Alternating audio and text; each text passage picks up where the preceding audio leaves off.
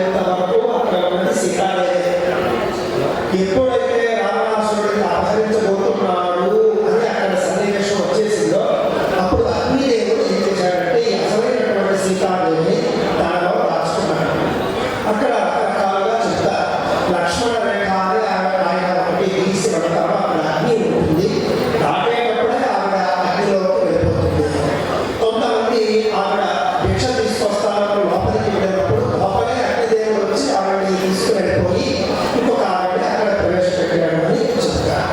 ఏది ఏమైనప్పటికీ కూడా ఆవిడ అసలైనటువంటి సీత కాదు అనేది మనకు అక్కడ అర్థమవుతున్నారు. సీతాదేవిని అగ్నిదేవుడు తనలోకి తీసుకున్నాడు, తనలోకి దాచుకున్నాడు.